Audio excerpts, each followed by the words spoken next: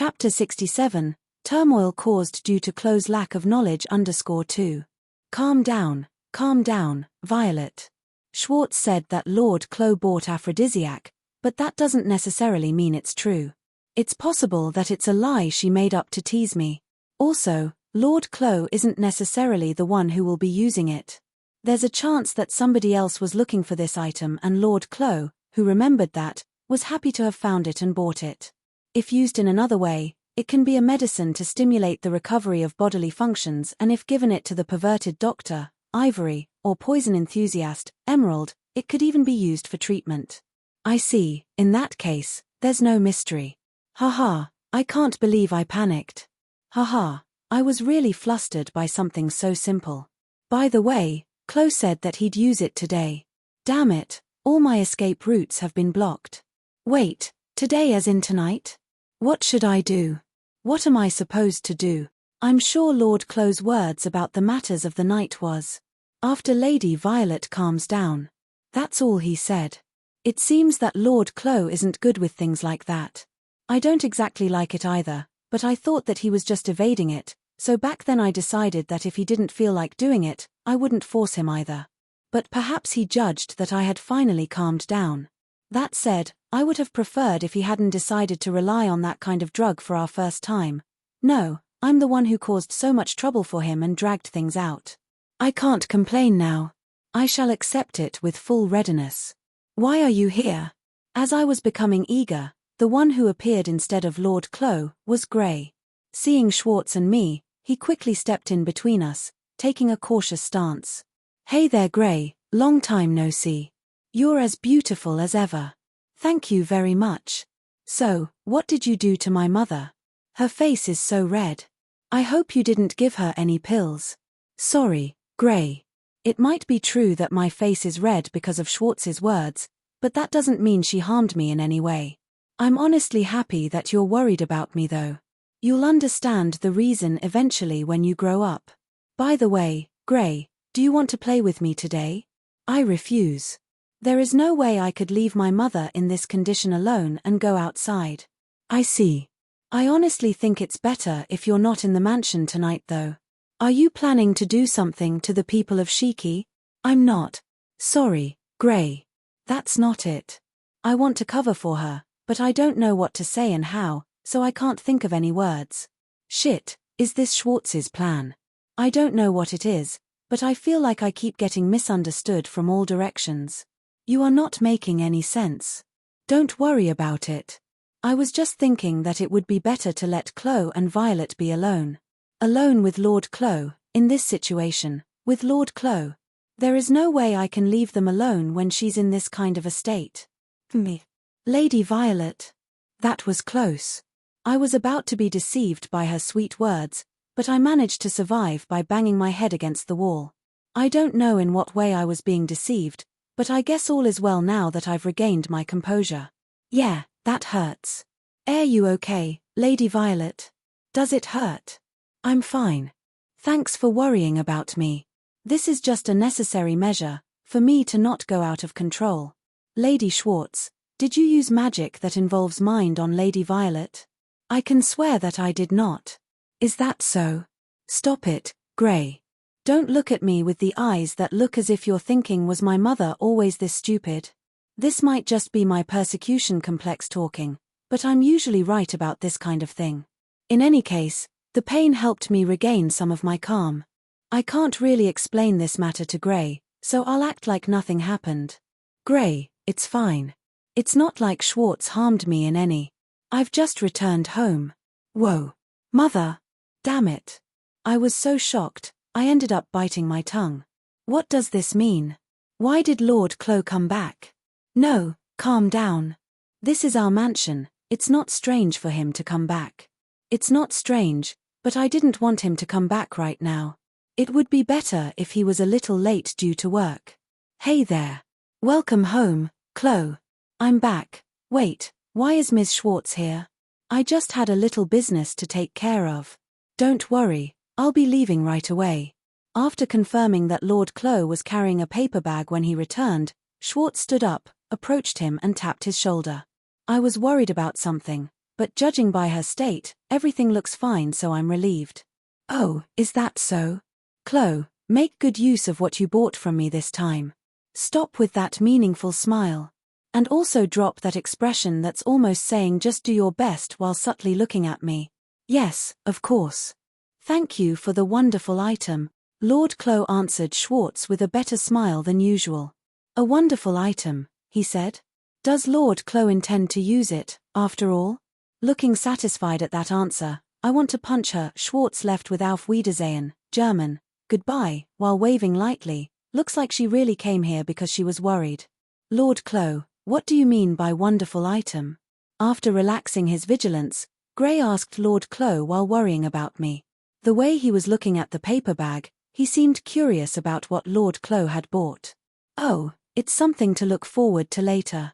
In response to the question, Lord Chloe couldn't hide his happiness, cute, as he held up the paper bag with something in it. Something to look forward to. Is it what I think it is after all? By the way, Gray, why is Lady Violet's face red and why is she covering her mouth?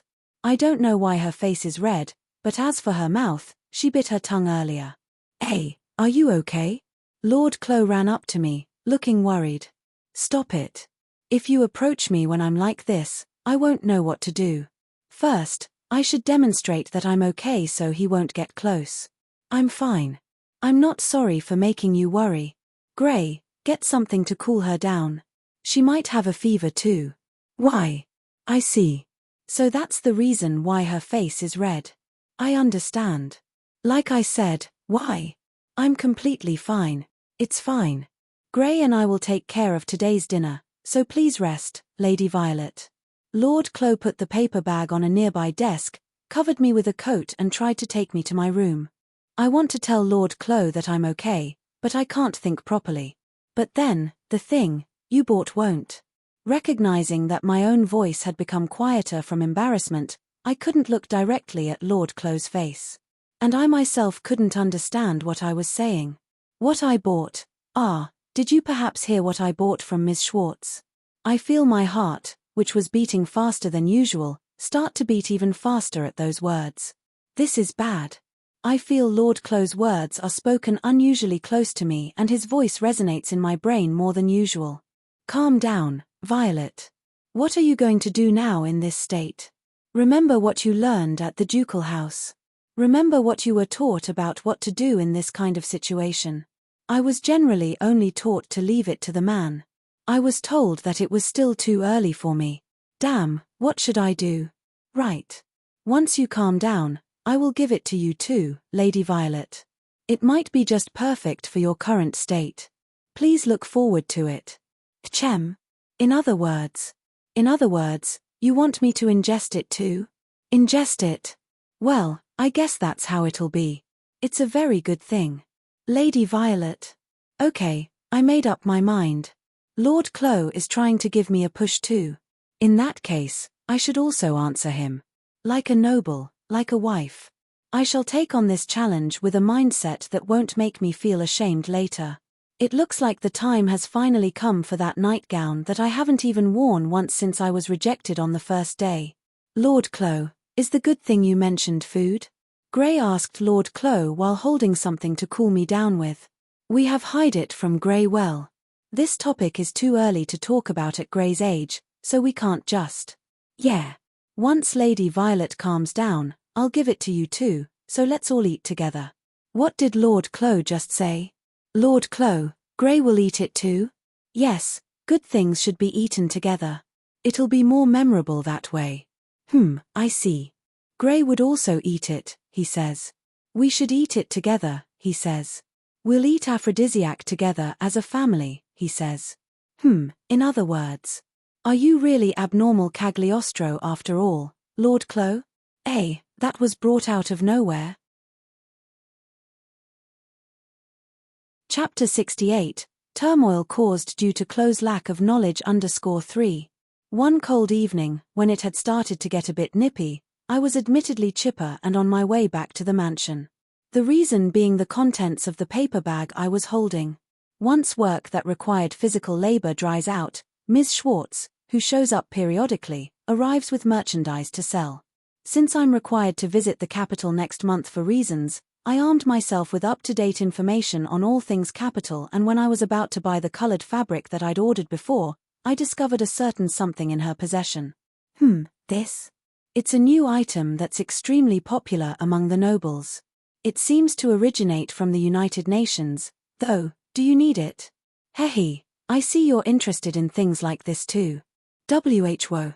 Ms. Schwartz, I want that. I'll take all of it, if you don't mind. What? Chloe, do you know what this is? Of course. I never thought I'd come across it here. How much do you want for it? And so, excited as all hell, I ended up buying it. As someone who likes to haggle, I'm well aware that I shouldn't have appeared so eager to get my hands on the item, but the minute my eyes fell on it, I couldn't contain my excitement.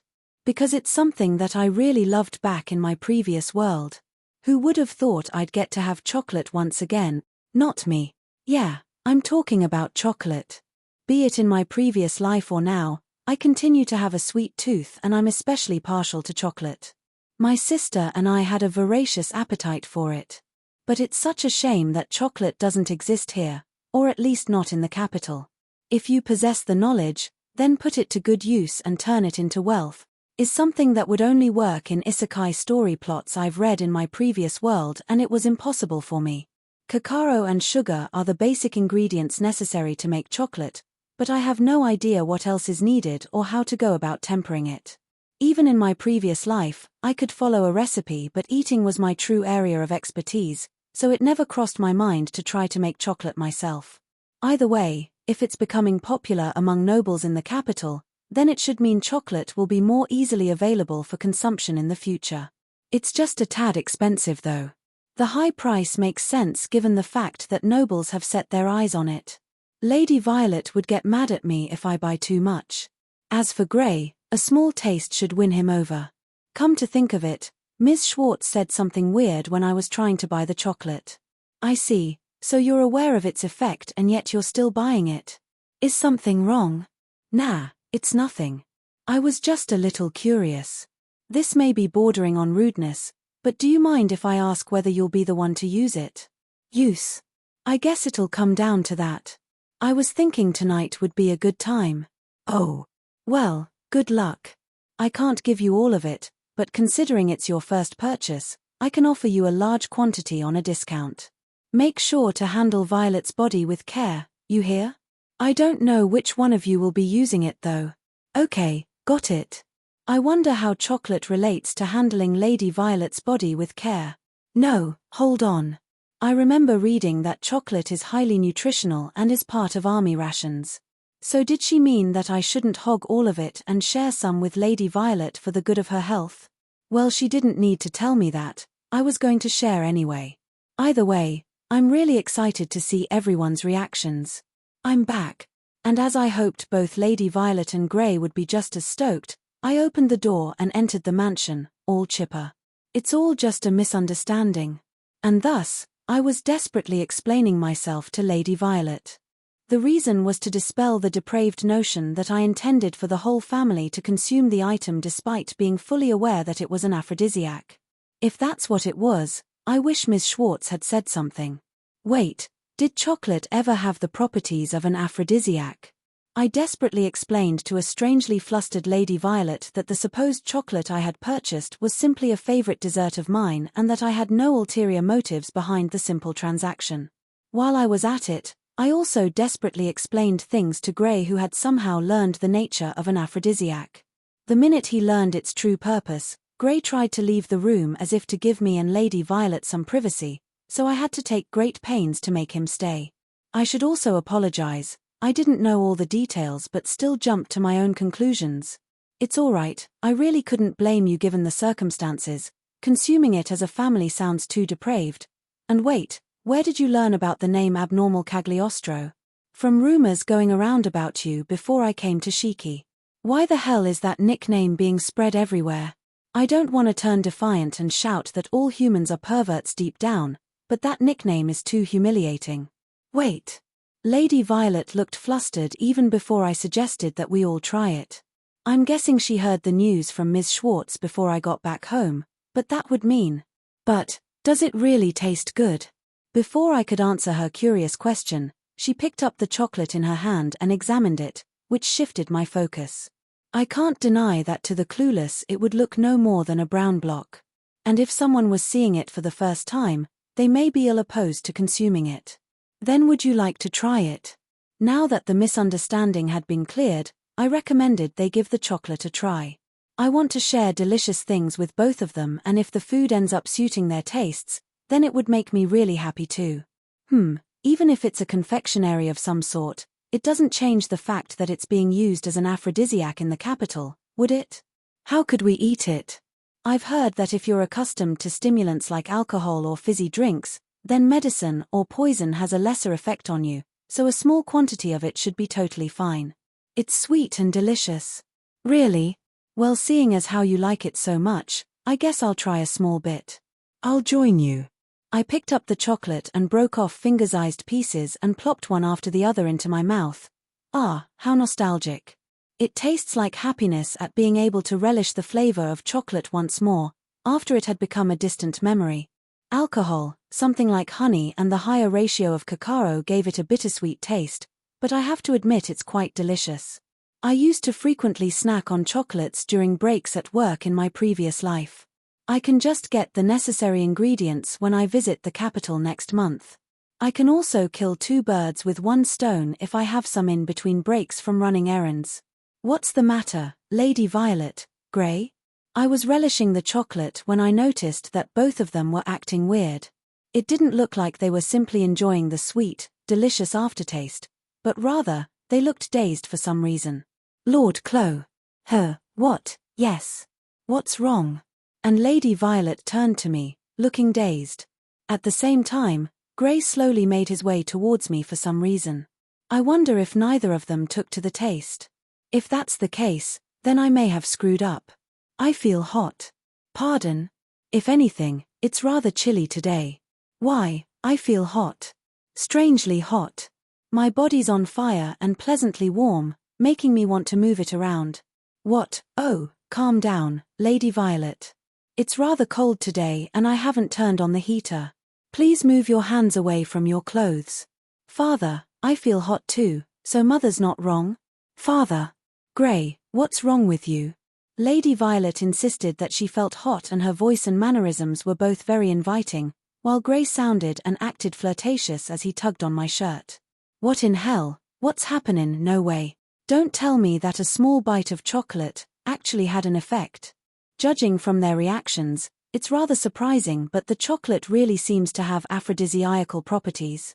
But the question remains, why do I feel perfectly fine? It may not be my first time having chocolate ever, but I have never had it in this world until now, so my body couldn't have developed any resistance to it.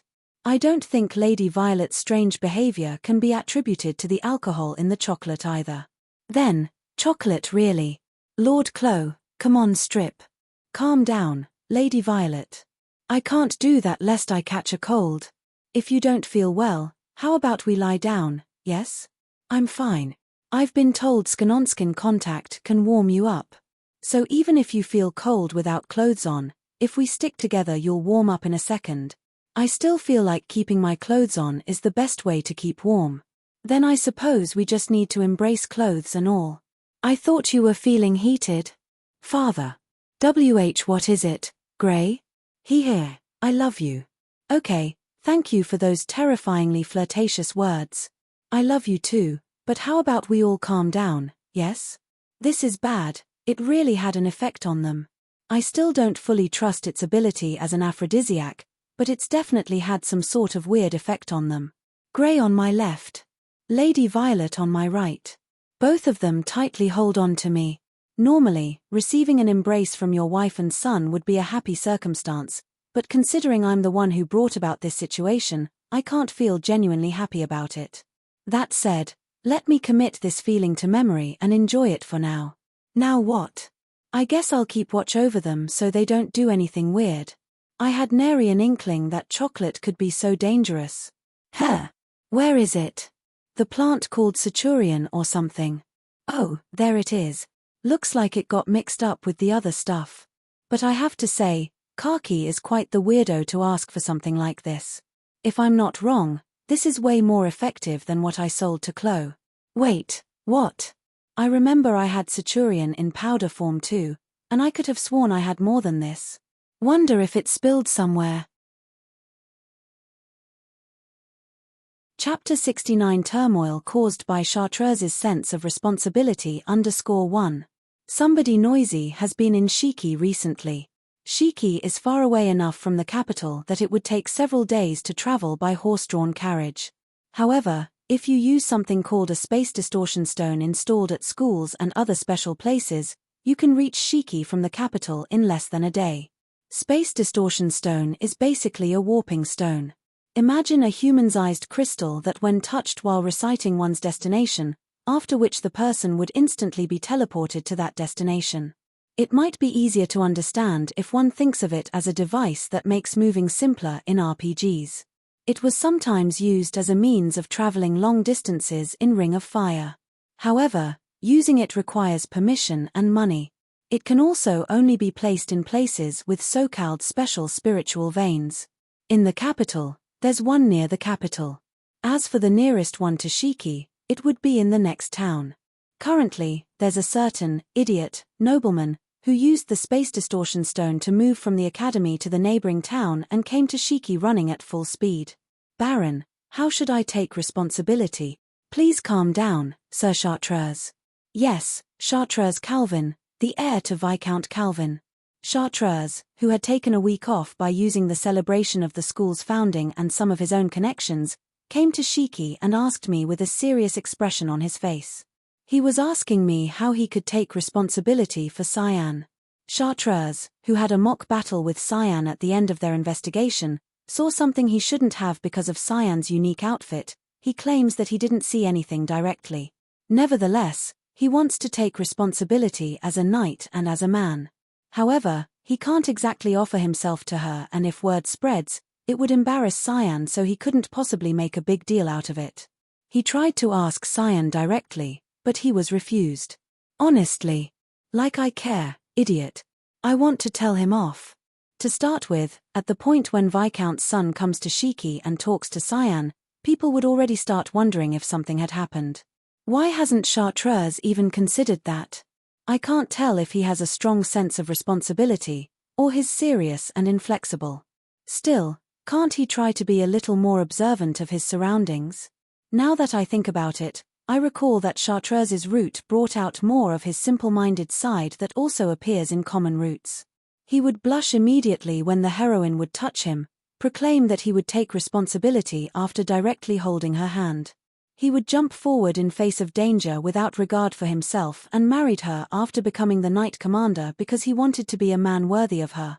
I don't know if I should call him straight-laced or troublesome. I swore that I would devote my life to her even if we didn't get married. For that, I am determined to never let another woman catch my eye, and yet, of all things, I almost saw the sisters. I faltered. I have to settle this matter so I can become a man she can be proud of. Yes, this is so annoying and heavy. The way things are going, this guy's on the verge of killing himself if his crush rejects him. It's fine to be devoted, but please don't get me involved. Given his status, I can't afford to ignore him. To be honest, I have something that needs to be sewn quickly, so I would love to leave him to somebody else, but it would be too heavy for Grey. I feel like if I left him to Lady Violet, things would get complicated in other ways. Most of Shiki residents have seen Cyan's buttocks, even if it was indirectly, and most of them don't care. I don't think this is a problem. Some men are grateful for it though. I also didn't know what to do at first, but then I came to the conclusion that it was stupid to worry about it. That's not the problem. It's not fine just because many people have seen it. The problem is that I, almost, saw a woman's intimate parts. If somebody's at fault, it's Cyan. She was the one who fought in that kind of outfit. It's the crime of public indecent exposure for going against the gender norms by maliciously stimulating sexual desire. Although it's questionable if it would actually be considered a crime since it's a doctrinal garment worn by a member of the church. It's also questionable whether there is a law that covers such charges in this kingdom. That's not the problem. Shut up. Even if it was because of an unexpected accident or her personal taste, the fact that I, almost, saw it won't change. So this matter needs to be settled. Then settle it by yourself. Those words almost leave my mouth, but I force myself to swallow them down just in time. Keep it in. Keep it in. I wish Chartreus's parents, Ms. Knight Commander and Mrs. Archwizard, would have raised their son as a calmer child. Phew, I understand. In short, you just have to take the responsibility, right? As I said that, Chartreuse looked at me with an expectant gaze, wondering if I had a great idea. I'm not very keen on this method, but at this rate, he'll keep staying here, so I decided to make a suggestion. In fact, I'll make him owe me by offering him a solution. Basically, you think that you have embarrassed Cyan. Am I right, Sir Chartreuse? Yeah, that's right. Then you should also experience embarrassment. Tchem. I firmly grabbed Chartreuse's shoulder and made sure he couldn't escape. Frankly speaking, this is rude, but at this point I just want to resolve this issue as quickly as possible. If this guy stays here, Lady Violet won't be able to calm down either. I am not going to let you escape. Wait a minute, Baron. I don't really get it, but I have a bad feeling about this. Specifically, it's like when Ash fake laughs. Ha ha ha, what are you talking about? Ha ha ha. Wait. That's the exact same way Ash laughs. Wait. I'm telling you to wait. Shit, stop pulling me. Where are you taking me? Also, Baron, you had high physical abilities after all, don't you? I forcibly dragged Chartreuse along. Don't think that you can escape now. I'll make you regret consulting me at this moment. Chapter 70 Turmoil caused by Chartreuse's sense of responsibility _2. Coo. At Shiki's church. Cyan was desperately trying to hold back her laughter at the situation in front of her. From the way she couldn't contain her laughter even though Father Snow White was nearby showed that she was really having a hard time holding back. Looking at the way the priest, who would have usually admonished her, was trembling, he was probably also holding back his laughter. Naturally, there's a reason for why they're laughing, and that reason is Chartreuse's presence in the church. If he was simply present here, it wouldn't be a problem and nobody would be laughing, but his outfit was the problem. Phew, I'm done, Sis Senior Sears. What should I do next? Can I leave cleaning the floor to you? I don't mind whether you sweep it or wipe it. Understood. Novitiate, Chartreuse Calvin, I will show you how splendidly I'll develop. MPF.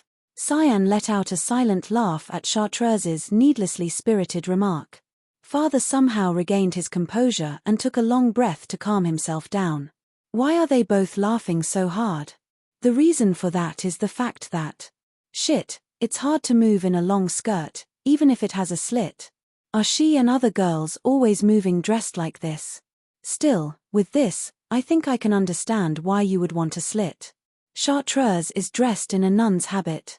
If they were meeting for the first time in this situation, they would be weirded out and things would get uncomfortable, but since Chartreuse talked quite a lot with Cyan and Father during the investigation and they also know about his personality, it seems to be working in a way. As for why Chartreuse is dressed this way, it went like this. In other words, you also have to bear the risk of experiencing the same kind of embarrassment, Sir Chartreuse. The same kind? Yes. In short, you have to spend the day with the embarrassment of knowing that your important parts may be seen. For that, you have to dress in the same way as Cyan, in the same church attire. Wait, is that really enough? Even if I dressed like the clergy, I would be different from a nun. Even if I don't wear underwear, the degree of embarrassment while wearing a robe is. Who said anything about dressing like the clergy? I said dress the same way as Cyan. Wait, you mean I'll be wearing that outfit? You're telling me to not only cross-dress but to also show my skin? Are you messing with me? I'm not messing with you. You see, Cyan refused you because you lacked determination. In other words, if you don't show a strong willpower to take the same risk, all this talk about taking responsibility is just empty word. First of all, you must demonstrate your determination with your clothes. I see. I understand now. Yeah, now that I think back on it again, I'm surprised Chartreuse agreed to wear those clothes. When Chartreuse actually offered to help while putting on the habit, Cyan looked at him with an indescribable expression and asked him if he was in his right mind, but when he actually came back wearing the nun uniform, she must have felt his determination even while holding back her laughter. She took Chartreuse's resolve into account by letting him help out, so I would say that he succeeded in his endeavor. Senior Seers, where should I get water from? Usually I'm the one who prepares water with magic. There are tools made with water magic stones around the corner over there for when I'm not here, so you can use those. Understood. I wouldn't want to bother you, so I'll go get some water. Okay. Be careful, Tilda. Leave it to me. And Chartreuse ran at full speed, as if he had already broken off from his past self. At first, he seemed to have a lot of conflict at wearing women's outfit without the underwear, which could be described as a high-level perversion even among the abnormals, but now that he's able to take responsibility, he's all livelino, he's just trying to look excited because if he did it half-heartedly, it would be even more embarrassing. I think that's probably it. Rather, is it just my imagination that acting like this will create a more embarrassing history for him than taking responsibility? Yeah, it's not just my imagination. Phoo, well then, I'll get started. Father, and Senior Seers, it's dangerous so please stay away. Why would the words "it's dangerous so please stay away" come up when he's just cleaning the floor? Although depending on the situation, it might make sense. And why is he holding something that looks like a mop like a sword? Batujutsu, Flash. This guy really used the technique he created to protect the heroine just to clean the floor. No, to be more exact, it seems to be a technique that he created unrelated to Ms. Creamhild, so it's fine, I guess. Either way, it's not a technique used for cleaning anyway. Phoo, there are no obstacles on my path to priesthood. Wow, that's amazing. I've been a priest for so long, but I never knew there was a way to clean things so quickly. I'd reckon so, Father. Cleaning reflects the state of your heart. I'm good at cleaning too. But it's dangerous, so don't do it again. Okay. Yes, I'm sorry. Was this guy always this stupid? No, he probably got too excited in the wrong way. Cyan must have felt Chartreuse's resolve too, so I'll advise him that it's about time to go back to his own clothes. Regarding the matter of facing the same risk, if Cyan and I tell him that he was able to do it efficiently, he should stop. I made him do it because he was noisy, but this situation isn't very good. Oh, here you are, Lord Clo. The others told me that you were here. Faster than I could talk to him, Lady Violet entered the church. Perhaps she had something to discuss with me, because she looked around the church to look for me, and mid-sentence after finding me, her eyes met with Chartreuse's and she stopped moving. You know, Calvin. What? Chartreuse also stopped moving when he saw Lady Violet. After a strange silence passed, Lady Violet spoke up first.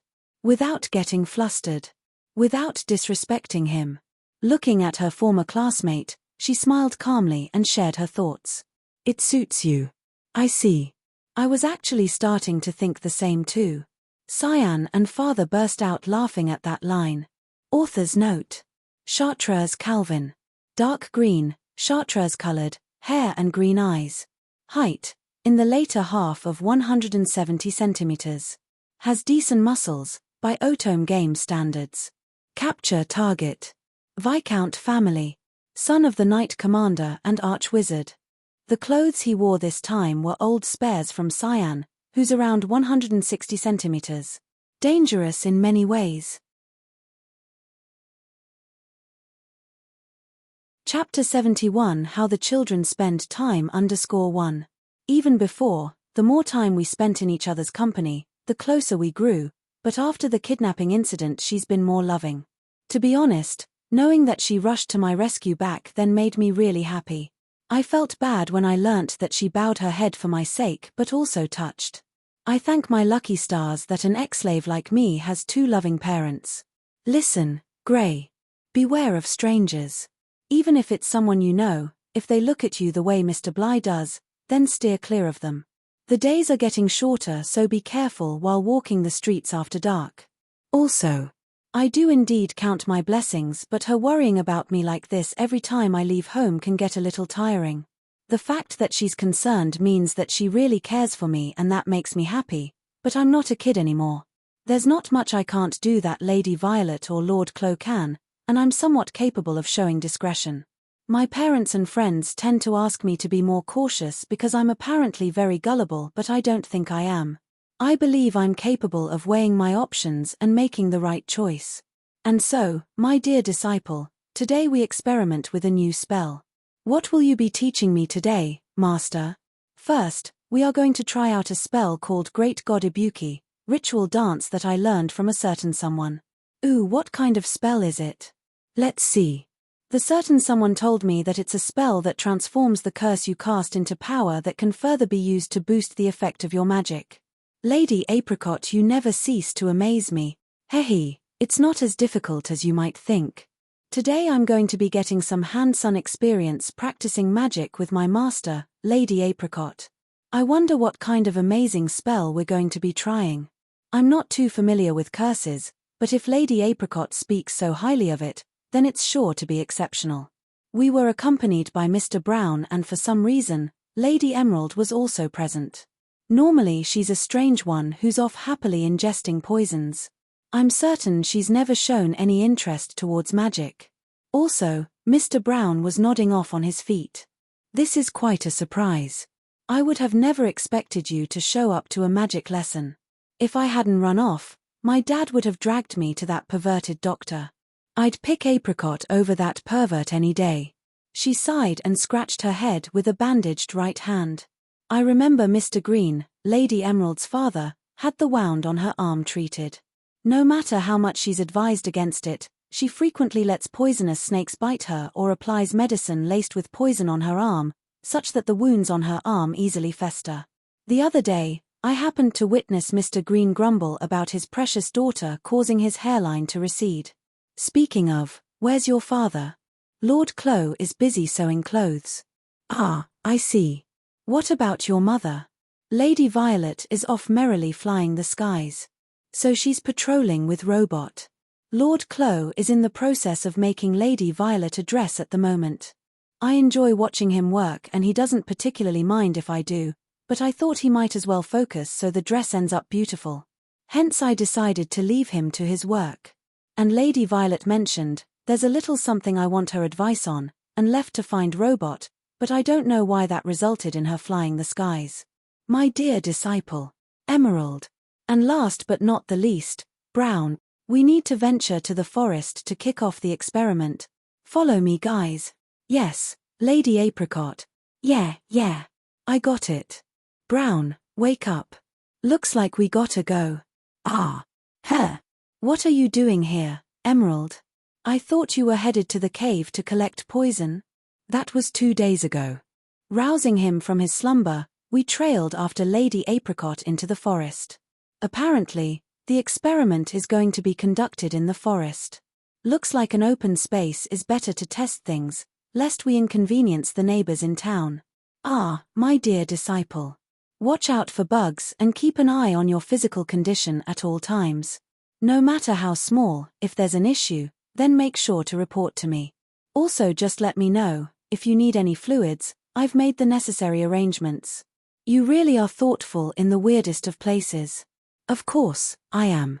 I'm obligated to do that much as an adult when I'm borrowing someone's precious body. Saying so, Lady Apricot once again cast the bug-repellent magic on us. It should keep us safe from small bugs and snakes. As ever, she insists on being considerate of the tiniest details. Come to think of it, I wonder why Lady Violet also looks at this side of Lady Apricot in surprise, just like Lady Emerald. Great God Ibuki, ritual dance. It's a spell that allows the user to temporarily borrow the divine power of a great earth deity called Ibuki using alcohol as a medium. This provides the user with the power to enhance the strength of their magic. Originally the spell seems to be used to enhance physical strength, but we are going to be conducting an experiment to check if it can be swapped with magic strength. So in order to recreate the power of a curse, I borrowed an item from Lord Orchid that can temporarily put an object in a cursed state. What the hell kind of item did that guy make? Lady Apricot pulled out a poisonous-looking cauldron from her cape. It bubbled and sputtered, as if merely touching it could really curse you. Is that poisonous, Apricot? Curses are something that can eat away at your body, right? Throw that on me, apricot. Dump it on me from the head down with a splash. Don't leave a drop behind. In your dreams. In reply to Mr. Brown's question, Lady Emerald asks to be dunked with the fluid, and upon Lady Apricot's refusal, she tries to grab the cauldron. I try to stop her, and Mr. Brown joins in my effort, and together we hoist her by her arms and somehow manage to stop her. Mr. Brown happens to be younger than me but much taller, which I really envy. Curses aren't poison in the first place. Anyway, we need to set up the experiment. My dear disciple, would you help me with it? Roger that. I began to set things up for the experiment as per Lady Apricot's request. A small distance away from us, Lady Apricot created a rock a bit bigger than me and poured the fluid over it that would put it in a cursed state. During the process, I heard Lady Apricot mutter something that sounded like, "Ooh, I should have him make that next time," which was a bit concerning, but anyway, everything should be set up and ready now. Next we sprinkle the sake around it. Done. Phew. Well then, let us begin, my dear disciple. It's a bit dangerous for someone powerful like me to use dark or fire magic for this, so let's try water magic. I suppose water is comparatively safer. Lady Apricot had finished setting everything up and was about to start the experiment. Mr. Brown had set Lady Emerald down and she was spectating the experimental process. By the way, Grey. Yes. Lady Apricot had started to chant the spell and was building up her magic power. Lady Emerald and I looked on and she began to make small talk with me. If I'm not mistaken, back when the academy students came by for the investigation, you spoke with Nephrite on the last day, didn't you? Nephrite. Oh, yes, I did. I think Nephrite's last name was Creamhild. It's true that Lady Creamhild and I had a chat, albeit short, on the last day. She had voiced her concerns for me in regards to my kidnapping and her demeanor was very gentle and bright, so I remember her very well. She was an old school friend of Lady Violet's and I recollect them happily chatting away. I think Lady Emerald also spoke with Lady Creamhild. Did you ever feel like there was something off about her? Something off? I can't find the right words, but how do I put it?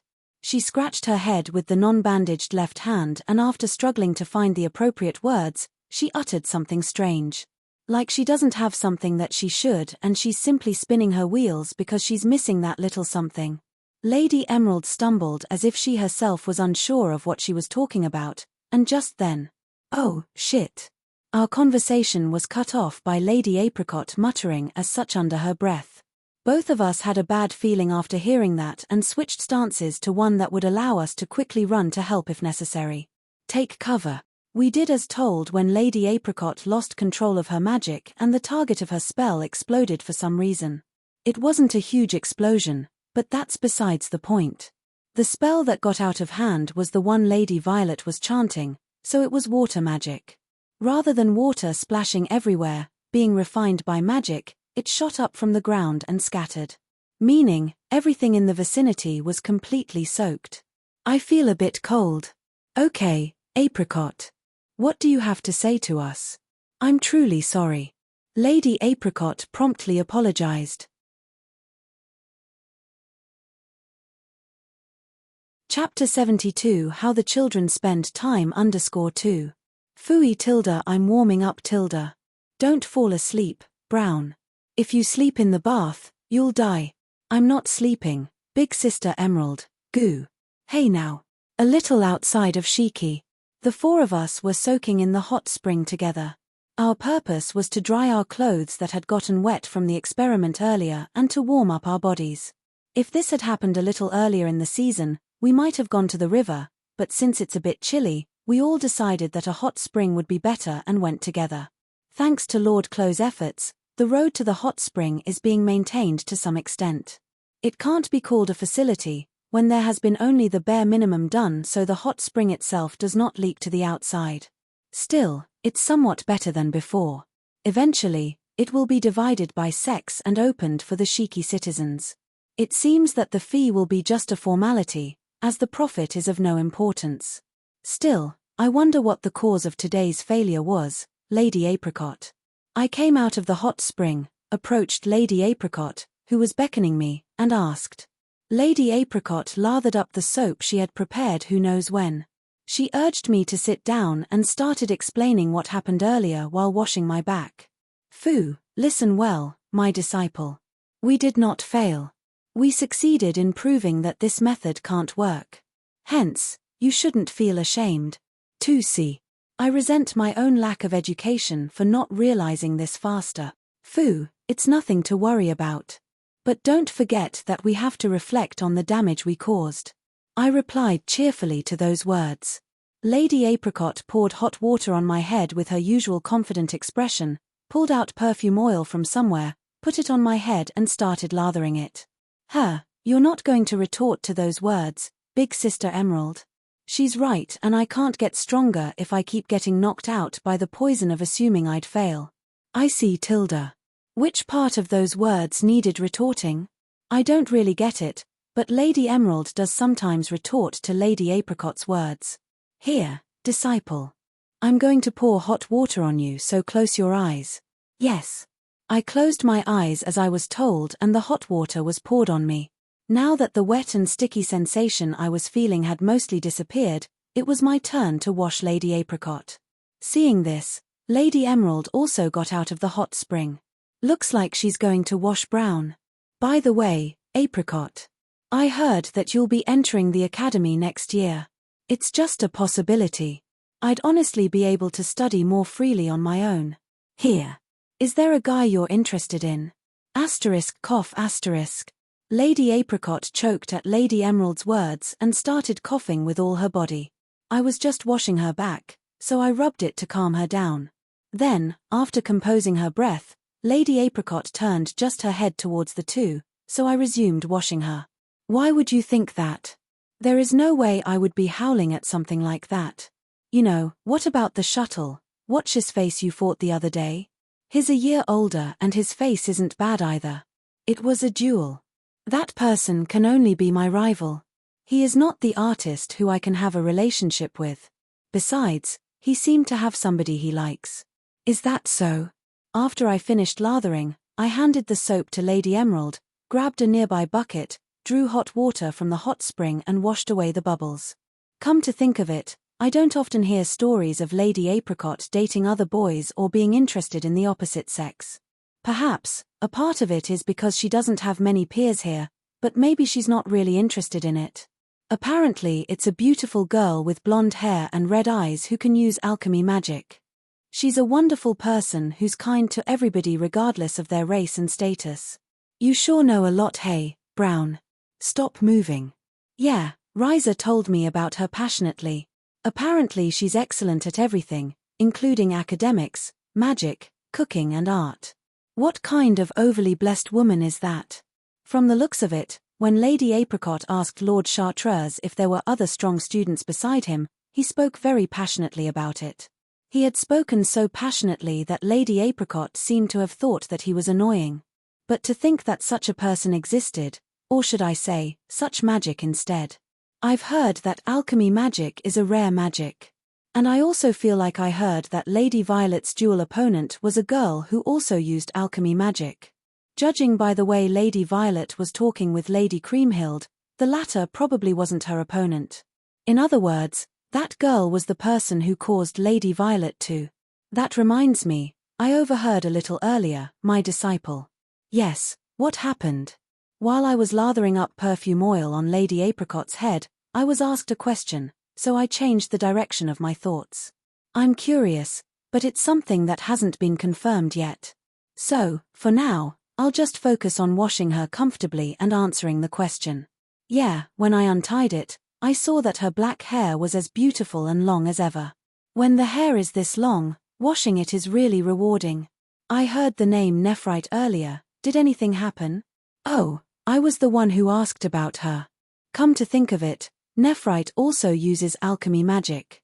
While washing Brown's body and remembering the previous conversation, Lady Emerald continued. Since it didn't concern me, I concentrated on washing Lady Apricot's hair carefully. I must make it as beautiful as possible. It's nothing.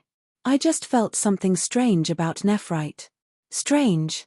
Did you feel her hidden demonic powers? No. It's nothing to worry about. Foo foo foo, not yet. I still have to lather it up more and wash carefully. Then it's fine. You didn't feel something strange about the way she was laughing, right? The way she was laughing? Yeah, I don't know to describe her laughter, but foo foo foo foo, wonderful. As expected from the perfume oil prepared by Lady Apricot. From the way bubbles are formed, when you comb down from where the bubbles are, your fingers will run smoothly through the hair. Hey, my disciple. Is it not time to wash away the bubbles already? Yes, I'll do that. And I'll apply the perfume oil again after. Why? It's to make your hair beautiful. Please don't worry. However inexperienced I might be, I will do my best to make Lady Apricot's hair look great. Phew, I see. In that case, I entrust you with my spinel-like hair, my disciple. However, if it stays up for a long time I feel colder, so please be mindful of the time. After I got the approval, I went back to making her hair pretty. I have to finish everything while also considering the time needed to soak into the hot spring again later. It might take a while if I also consider the time needed for clothes to dry, so it might be better to wash her hair again later. Foo foo foo, I can't wait to put my skills to good use. Big Brother Grey gets weird sometimes. Not that we have any right to point that out though. Sometimes Grey's dedication goes out of control like that. But he has a good compatibility with Big Sister Apricot. Agreed. Come on, I'm pouring. Thank you. I feel like she has a smile on her face. Did you say something, Brown? Nope, nothing, Goo. Hey, don't fall asleep. Author's note. Grey, 11. Has unconsciously become ignorant about the matters of biological sex. Apricot, 14. Since she's with her friends, she doesn't mind being seen. Emerald, 13. Doesn't care as long as other people don't blatantly express dislike towards her scars. Brown, 7. Looks like an adult, 175 centimeters, but on the inside, he's at the age where he's not aware of age-appropriate gender differences. Chapter 73 How the Children Spend Time _3. Foo, thank you, my disciple. My spinel-like hair has become even shinier. This should further increase my mana. I am undeserving of such praise, Lady Apricot. Lady Apricot struck a pose while walking, making her hair, which was more beautiful than usual, flutter. I'm glad that my care yielded good results. Her hair was already beautiful, but now it looks even more brilliant. Next time, I would like to do the same to Lady Violet's hair too. I would like to make her beautiful violet hair even more beautiful, but Lady Violet has always taken a perfect care of herself. On the other hand, if I relax, Lord Close doesn't dry his hair fully, so if I'm not looking, his hair will start to bounce outward. It's also rewarding to take care of him in a way. Big Sister Apricot, how are hair and mana connected? What, you don't know? Hair is the perfect medium for conserving mana. The higher quality it is, the more mana will increase. I see. By the way, where are we going? I think we're back. Oh, I just have to take care of the aftermath from the magic I used earlier.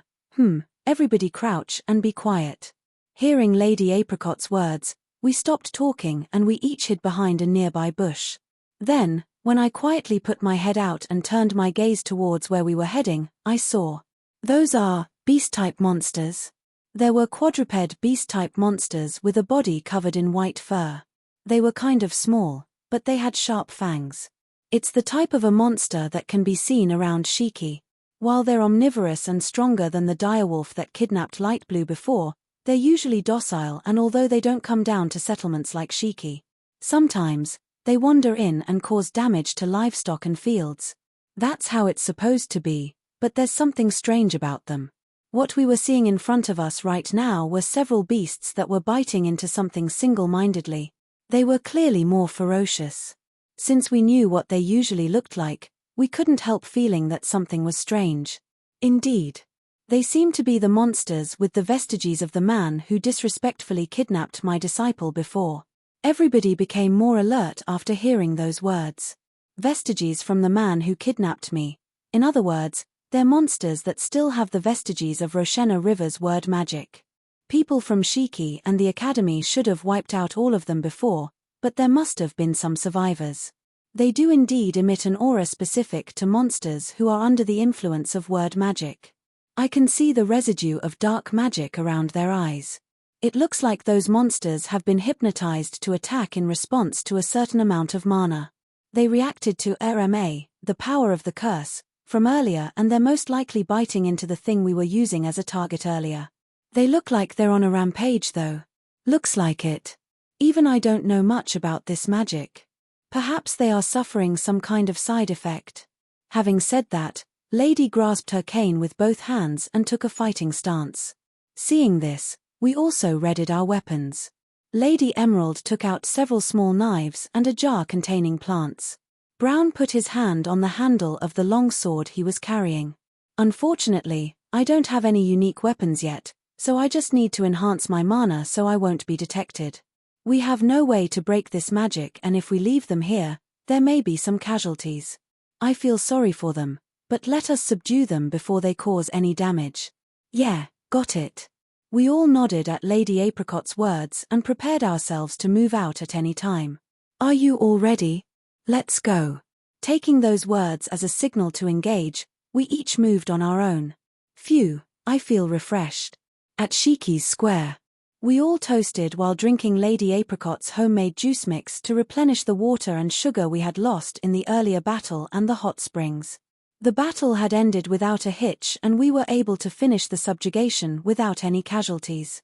I'll report it to Lord Clo or Father Snow White later, but for now we were all rewarding ourselves for the successful subjugation without the adults. Oh yeah, it sure feels nice to cooperate with my disciple in a battle for the first time in a while. You couldn't even keep up with me before, but you've grown so much. Thank you very much for your excessive evaluation. However, I still have much growing to do compared to you, Lady Apricot. I will work harder to someday become strong and be on par with you, Lady Apricot. No, with Master. Fu, I look forward to that day. Knowing you, I'm sure that day is not far away. Yes. Ah, what praise I have received. One day I would love to defeat and rank monster Lady Apricot talks about together with her. Originally, a rank is the highest rank according to established regulations, but apparently there are even stronger monsters, in other words, rank monsters, hidden by the committee made up of several people, and Lady Apricot has subdued them in the past. It's said to be every master's wish to eventually defeat those monsters. I would like to help her with that someday. When I told Lord Clo about that, he gave me a strange look and replied with, "Yeah, good luck." Good grief, you guys are too excited. But you look happy too, Big Sister Emerald. What happened? Well, I was able to get a valuable sample from this battle. Of course I would be happy. Lady Emerald drank her drink with a more cheerful expression than usual. The valuable sample she's talking about. I wonder if it's connected to the knives and poison she used in the earlier battle. For somebody who wants to create a resuscitation medicine and save people one day, you sure don't hesitate to use a deadly poison on monsters, Emerald. What are you talking about? Finding out how this poison affects beast-type monsters is a valuable sample. As long as my opponent is a monster that causes damage to others, I can use it with no hesitation.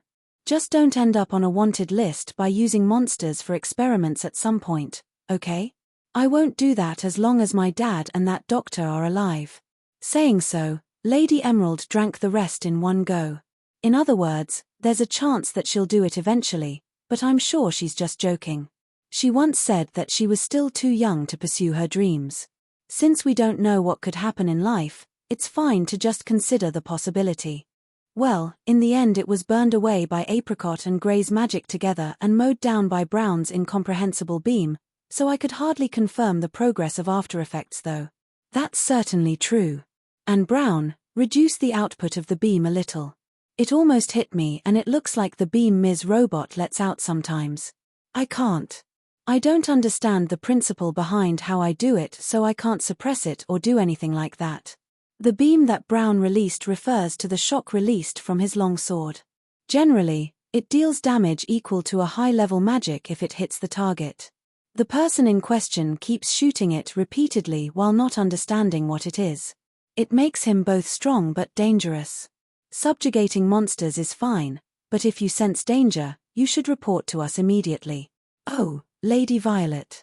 Then, Lady Violet, who had come back from her exciting adventure with Lady Robot, spoke to us. It seems like she had heard what we were talking about. I lowered my head, and as everybody else gave their greetings, Lady Violet approached me. Grey, do you have any injuries? Are you hurt? If you feel lethargic or strange in other ways, report to me right away. You must not push yourself. I'm fine.